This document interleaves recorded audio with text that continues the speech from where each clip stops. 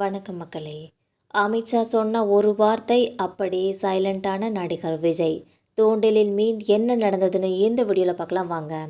தமிழக வெற்றி கழகத்தின் தலைவர் நடிகர் விஜயின் கரூர் பேரணியில் 41 பேர் இறந்த பெரும் சோகமான சம்பவம் நடந்து 2 வாரங்களுக்கும் மேலாகிவிட்டது.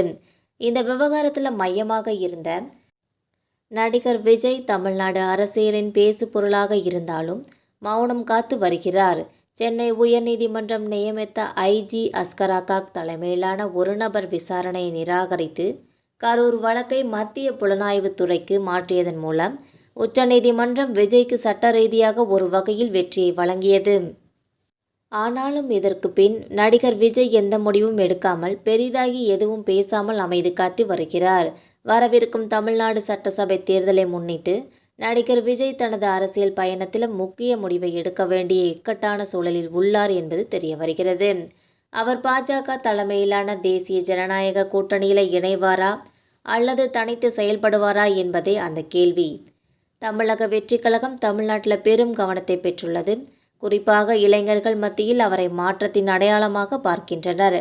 தேசிய அரசியல் களம் சூடு பிடித்துள்ள எந்த நிலையிலும் கூட்டணிகள் மிக முக்கியமானதாக மாறியுள்ளனே சொல்லலாம். நடிகர் விஜயின் அடுத்த நகர்வு அவரோட கட்சிக்கும் தமிழ்நாட்டின் அரசியல் எதிர்காலத்திற்கும் வழிவகுக்கும் என்றும் கூறப்படுகிறது. ஆனால் கரூர் சம்பவத்திற்கு பின் அவர் தொடர்ந்து அமைதி காத்து வருவது பெரிய அளவில் கேள்விகளையும் விவாதங்களையும் ஏற்படுத்தி உள்ளதுனே சொல்லலாம். பாஜக நடிகர் விஜயை தங்கள் கூட்டணியில் சேர்க்க தீவிரமாக முயற்சிப்பதாக தகவல்கள் தெரிவிக்கின்றன. மத்திய உள்துறை அமைச்சர் அமித்ஷா உட்பட மூத்த பாஜக தலைவர்கள் விஜயுடன் கூட்டணி அமைத்தால் தமிழ்நாட்டில் என்டிஏவின் அடித்தளம் வலுப்பெறும் என்று நம்புவதாகவும் சொல்லப்படுகிறது. தமிழ்நாட்டில் பாஜக இதுவரை பெரிய அளவில் வளர்ச்சியடையாத நிலையில் இந்த கூட்டணி முக்கியத்துவம் வாய்ந்தது.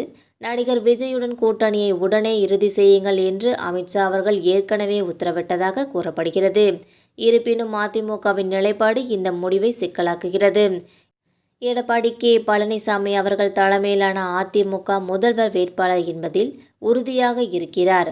ஆனால் விஜய் துணை முதல்வர் போஸ்டிற்கு தயாராக இல்லை என்றும் கூறப்படுகிறது. அது அரசியல் ரீதியாக தனக்கு பின்னடைவை ஏற்படுத்தும் என்றும் நினைக்கிறார். இப்படிப்பட்ட நிலையில்தான் விஜய்க்கு பெரிய சவால் ஏற்பட்டு உள்ளதனே சொல்லலாம். விஜய் அதிமுகவுடன் கூட்டணி வைப்பதில் சிக்கல் இல்லை. ஆனால் அதே கூட்டணியில் பாஜக உள்ளது விஜய்க்கு சிக்கலாக மாறியுள்ளது. இந்த நிலையில் பாஜக கூட்டணியை முடித்துவிட்டு வாருங்கள் என்று எடப்பாடியிடம் கூற வேண்டும். இதை எடப்பாடி ஏற்பாரா, டெல்லி பாஜக அனுமதிக்குமா என்ற கேள்வியும் உள்ளது. விஜய்க்கு இருக்கும் பெரிய சவாலே இதுதான். விஜய் இதை எப்படி சமாளிப்பார், என்ன மாதிரியான முடிவுகளை இதில் எடுப்பார் என்ற பெரிய கேள்வி நிலவி வருகிறது. பொறுத்திருந்து பார்க்கலாம். இந்த வீடியோ உங்களுக்கு பிடிச்சிருந்தா மறக்காமல் சப்ஸ்கிரைப் பண்ணி பெல் ஐகானை கிளிக் பண்ணி வச்சுக்கோங்க. அப்போ தான் நம்ம போகிற டெய்லி வீடியோஸ் உடனுக்குடன் நோட்டிஃபிகேஷனாக வந்து நிற்கும். தேங்க்யூ.